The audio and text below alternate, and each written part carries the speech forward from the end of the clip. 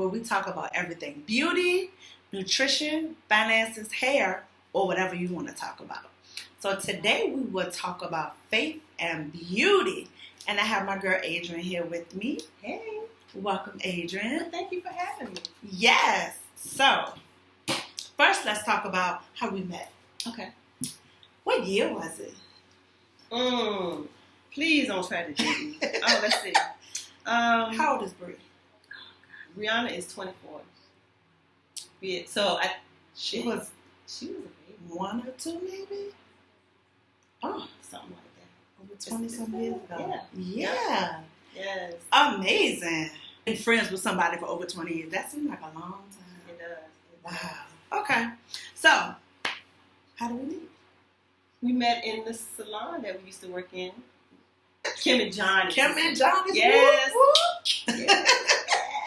Kim was and a John. shot. Oh my goodness. Yes, Yeah. we had fun. We had did. fun. Yeah. A lot of good memories. Absolutely. A lot of good memories. Yes. Yes. Okay. Mm-hmm. So, are you still doing hair?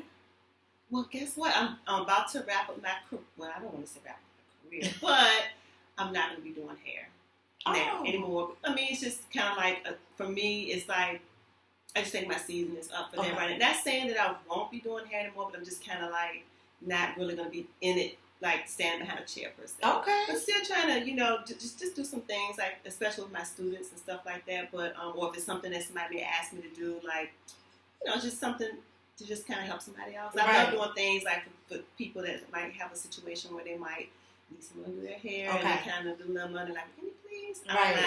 But far as just to make it so I'm just standing behind the chair all the time, nah, I think right now my season is up for that right now. So, yeah, some changes on the horizon for me. All right. So how long were you doing hair? I have been doing hair for almost 25 years. Oh, wow. What made you want to get into hair? Well, actually, all right, here's the story. All right, so what it was when I was growing up, I don't know if you all ever had those little doll heads, the Barbie ones, we were going to have Farrah Fawcett, I had Barbie. And I'm telling you, I would get those dolls and I would curl on them and I would put makeup on them. And I mean, you wouldn't hear a peep out of me. I love those things. So growing up, I would just do my own hair all the time. And I was just, my mom said, well, you do such a great job doing your hair. She says, why do you even go to the salon? I'm like, I don't know. It's just something about going to a salon. It's like, it feels like it's a finished style. Right. But I would actually go get my hair done, come back home, didn't like it, and redo the style.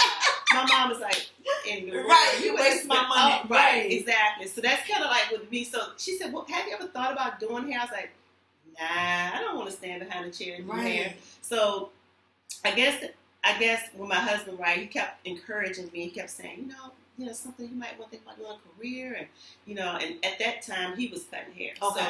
So he kind of had this idea, we could just open up our own salon. Right. And so, of course, that's what happened. So we opened up our own salon. So I actually worked in Kim and John's for like 2 years. Okay. And then we just launched out and got our own. And we had that for about 12 or 13 years. Oh, amazing. That long? Yeah, that long. Oh, my. And then we sold the business. And so that was during the time frame. I guess you'll be asking me questions about that. So I'm not going to jump into that too fast. But pretty much that's when I started to think about transitioning to doing some things other than just doing hair. Oh, okay. All right. So what was the name of your salon? It was Blessed Hands Hair Design. All right. Mm-hmm. All right. I did not realize it was 12 to 13 years. Yes. Man, that time flew by. Mm-hmm. So from after you guys sold the salon, what was your next step? What did you do after that? Then I started teaching. So what it was I had a colleague of mine. She would come by the shop every now and then, and she said, she was a teacher. She is a teacher still. Mm-hmm. And she said to me, do you think that this is something that you would think about doing as maybe something like an alternative to your career path? And I said, well, I mean, I kind of like teaching, but I'm not sure. She kept telling me, well, it's a shortage of teachers with people of color, she said. And so, think about it. So I gave it a thought, and she kind of just planted that seed. And so she told me what I had to do. I did it. And so the way I started off is I started subbing. Okay. So I started subbing in a public school setting, and then I just kind of went with that. And that gave me like more of a love or passion to teach. And I just really enjoyed working with the students. And I just thought maybe this is something I'm on to something. Okay. So then I just said, the rest is history. I just kind of subbed And then I just, after a while, I think I settled for maybe about 2 years, and then a job opening came. I had a friend of mine that worked for a company, and she said, I think you'd be the perfect candidate for the job. Wow. And so from that point, the rest was history. I got the job and just kind of stayed there for about like 6 years, and then I started working in public school. So actually, it's my second year in public school. We're actually coming up on my third actually in public school setting. So it's been rewarding. Okay. But at the same time, it can be challenging. Right. I look at it because the fact the generation of students that we work with, it's a lot different, right, than it was back in the day. And right. You remember when we wanted it, we had to go get it. Right. Oh my God. Yes. You remember that? Flyers. Yes. And business cards. Yes. Oh, yes. We would stand outside and literally we would stand in front of the salon. We'd be like, here's a flyer. Yes. Here's a flyer. We had a special on Tuesday. So it was like we went to the grocery store. I mean, we had to go get it. We didn't have, our cell phone, social media, right, Facebook, internet. So if you wanted, you had to make it happen. That's true. And so nowadays, what I'm noticing, is that a lot of young people, it's like sometimes they get this idea that you have to give it to them. It's like nothing is given to you. Right. You have to go get it. And the thing is, they have the tools. They have social media. Right. They have all of that. And yet, some of them, I'm not saying all, right, but some of them just don't have that drive. Yes. So in this industry, you have to make it happen if you want it to happen for yourself. You do. Yeah. Absolutely. Mm-hmm. That's good. I think a lot of it, too, is a lot of the parents spoil their children. And they give them everything. So they don't have a need or desire to even want to go out and want to get it, That's and then it bites the parents in the butt later, you know what I'm saying? It's like, all right, go out, do this, that, and the third, but they're like, nah. So that's funny you say that, because I was telling myself the other day, I said, you know what, I'm going to get back out to handing my cards out to people. Mm-hmm. You know what I'm saying? I mean, it worked back then. I'm pretty sure it still works now, you know? So that's good. Yeah. That's good. So... let's see. I'm looking at my notes. So how has it been being a mom, a wife, and in ministry?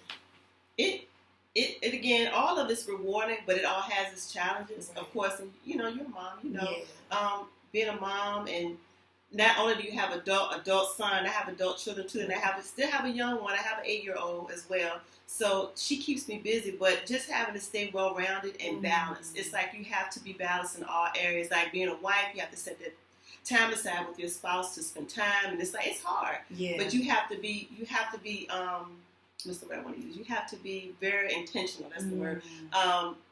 To do it, because if you don't, things get neglected. Right. So again, I have to say that the key word is balance. You have to be balanced as a wife or mom, but even in ministry. Because the fact that you have to remember that it's people's lives that are at stake that you're dealing with, and people coming to you with different issues and situations and all of that, and so again, you have to make sure that it's not causing you to be pulled in different directions. Right. So again, I enjoy what I do, and I enjoy that God has given me the opportunity to be able to do these things. Right. But at the same time, I have to stay balanced and stay focused. Right. Yeah. So I snuck ministry in, y'all, because Adrian is in ministry with her husband, and let's talk about that. Okay. What's the name of it, y'all? Okay, the church, Wisdom Church of Richmond. Okay, Wisdom Church of Richmond, and we are on Mountain Road, so we're in the West End location. Okay. The ministry is 4 years old. Oh, 4 years old. That long? Yeah. Time ain't waiting on nobody. Okay. But we're there in that area. We know God has assigned us to the area that we're in. We're there to build people. I applaud large ministries. Right. I think that's awesome. I've fellowshiped in large ministry, and I've taken it's like my family. Right. But what we're doing is we're building people.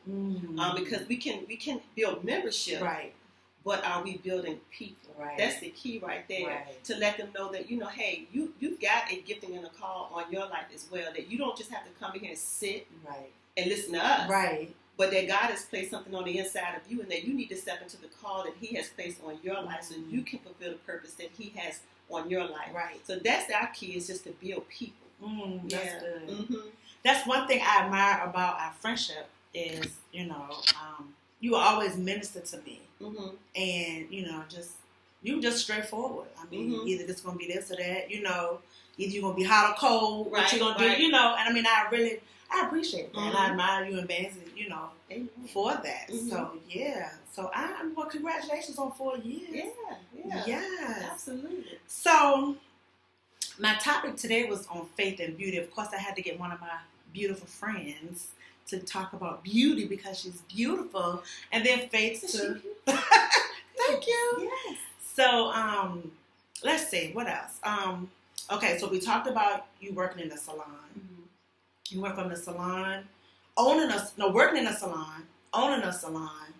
Then after you owned a salon, you went into teaching. And then you still were doing hair part-time. Right. So where were you doing hair part-time, and, you know, how did that work for you? So I was working, I still currently am working at JCPenney's part-time. Okay. And again, transitioning from doing that real soon. But it worked for me because it was flexible for me because of the fact that I do teach full-time, and then trying to still keep my hands in it. They allowed me to have the opportunity to have that flexibility to be able to, you know, work around that schedule. And so it's worked for me for right now. So I know now that it's time for me to just, you know, it's time for me to move on now. Right. Yeah.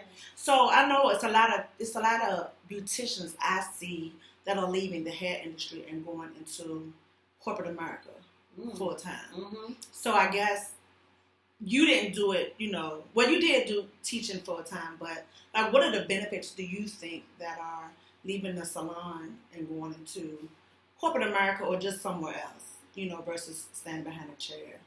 Well, even the things that we've had to deal with, like not only are we just doing hair, we're counseling people.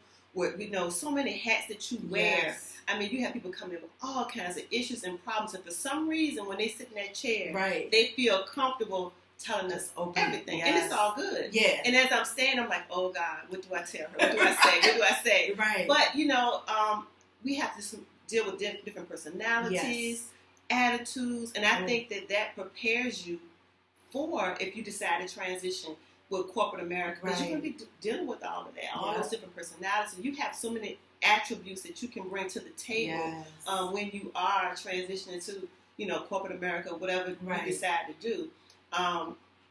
But again, that's just my take on it. Yeah. Okay.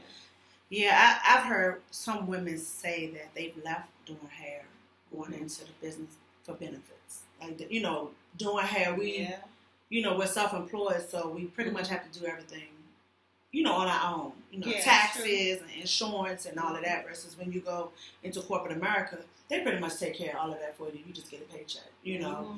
The benefits, you know, insurance and stuff, of course, is not as much. But I had even thought about not leaving hair full-time, but going to work somewhere else part-time to see if I can get benefits for them.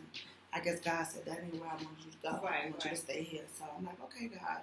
So let's talk about having faith in your business. I'm going to say for me, all right, so my story is, when I left Kim and Johnny's after 8 years, I was introduced to Salon Plaza, and it was all God that was like, go over here. And I'm like, nah. He was like, go. And I went, and I'm like, oh, this is what I want, you know, my own space, but not my own building, have to deal with, you know, overhead. But when I got over there, of course I was scared. You know, I didn't want to go. I was like, I'm going to lose clients, you know, all of that. But God just reassured me that it was going to work out. Just go. You know, it'll work. So I had to step out on faith and do it. And 17 years later, I'm still there. And I started off in a smaller room and went to a bigger room. Not the biggest room, not the double suite, but the bigger room. And my business has definitely been blessed. But, you know, being a beautician, I feel that sometimes for me, I started off, I was 17. Didn't have any other skills other than working at Hardee's. So if I was to ever leave hair and go into anything else, I probably would be lost.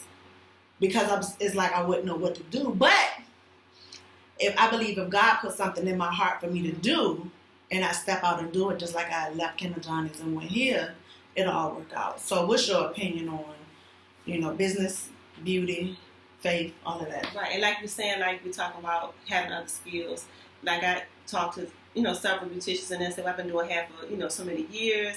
I don't know anything else but hair. Right. And so the thing is, a lot of them are business owners. And that's the upper hand because they own businesses. So they know how it is to run a business. Right. So if business is like stepping out in another business, they kind of know exactly what does that need to do next. Right. So like you just said, well, God put something in your heart. And you say, God, what is it? What passion? What is it about passion? What is it I want to do? Or whatever you call me to do. Right. Because hair is, like you said, it's a tool.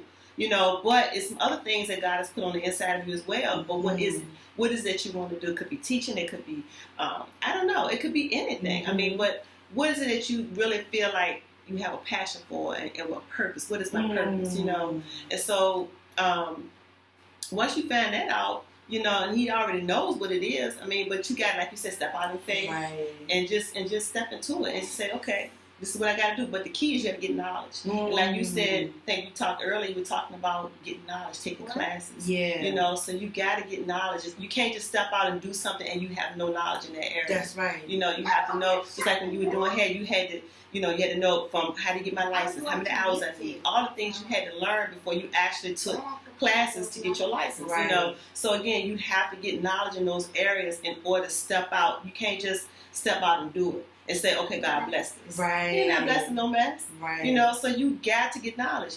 Taking classes, mentors, key, getting mentors, people that are doing what it is you want to do. And so getting a mentor, find out what does I need to do. Sit around them, talk to them, absorb all the knowledge that you can get from them. And, I think once you do all the key steps that you need to do, everything else is going to fall into place. Yeah.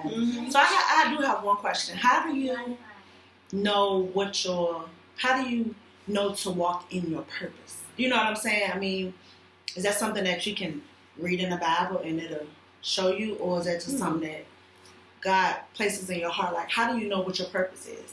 I guess it's something that, you always think about. Like, like I used to, at one point in time, I'd be thinking about, like, how I'm going to style this hair. How am I going to do it? Right. It's like almost like a craft, like an art. And, like, it's like the hair is a canvas. Right. And you're like, how am I going?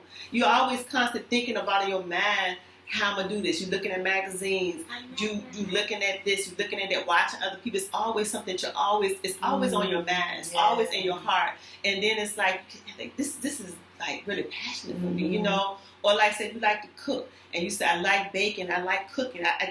I'm watching cooking videos. Right. I'm always, researching, talking to people that's doing this because it's something that I really love doing. It's a passion for me. I enjoy it. It fulfills me. I guess that's the word. Okay. So I think something that fulfills you, that you're passionate about, that kind of, and even if it's not directly the thing that you step into, it kind of will lead you into that path, like to put you on your journey. I guess. Yeah. That's good. Because that's where I'm at right now, trying to figure out my purpose. Right. Right. Yeah. So for me, doing beauty table talk is definitely out of the box for me because I'm not an out front person. I can get around y'all and we can cut up and laugh and have a ball. Right. But then I get in front of the camera and I'm like, so I believe it's, me stepping out my comfort zone. But I mean, I enjoy it, learning a lot of things, talking to different people, so that's good. Yeah. That's good. Yeah. It is good. And I mean, just even using myself for example, like, when I used to work at a church that I was affiliated with, and they would ask me, do you want to be a part of children's ministry? I'm like, no, I do not want to teach anybody's kids. Right. I got my own kids to deal with. Right. And every time I go to class and bring my daughters, they're like, oh, you thought about it? I got to pray about that. Right. And to be honest, I'm not praying about it. I was not praying about it. I know that's right. So anyway, one day I think I went on a retreat with one of my daughters, and as I was there, it was almost like, I don't know, it's just crazy. It was like God was just telling me, this is what you're supposed to be doing. And so when I went back, I said, I got something to tell you. She said, what is that? I said, I think I'm going to be joining the ministry. She was so excited. And so it was so funny. It was like the least thing that you think. You know what I'm saying? And so then as time went on, I taught with the children's ministry for quite some time. It was very enjoyable for me. I enjoyed the girls. I think I was teaching maybe like,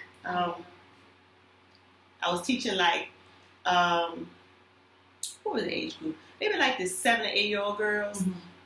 And so with that, as time went on and I left that ministry, I never thought that I would be like teaching like kids and like, in general, like working in the school environment. Right. So that was so fun. And then it went from there, and now that I'm teaching, you know, at a high school. Right. I'm like, Right. Look at God. He That's got sense of humor. Yes. And then it's like he got me now standing in front of people at the church. Right. And I'm like, that's the last thing. I'm That's comfortable with kids. I can stand up in front of kids all day and talk. Right. But in front of adults, I'm like, Right. Yeah. Right. So, Well, that is good. This has been some good information. I thank you for coming on Absolutely. Beauty Table Talk and talking about faith and beauty with me today. yeah. You'll see Adrian again because we're going to have a Kim and Johnny reunion with all the girls. I'm excited. Yeah, that's Yeah, going to be fun. That's going to be fun. We're going to be laughing so much. So, just talking about the fun times we had. So, thank you, Adrian, for coming on Beauty Table Talk Thanks for and having me. talking today about faith and beauty. Yes. So, I would love for you guys to follow Adrian's church. Adrian and her husband, Bansy's church at. Yes, we're at Wisdom Church RVA on Instagram, and we're on Facebook at Wisdom Church of Richmond. Yes, make sure to follow them, guys. Please. Go visit them. Please. Great ministry, great ministry. Yes. You can also follow me at Beauty Table Talk on Instagram and Facebook and YouTube.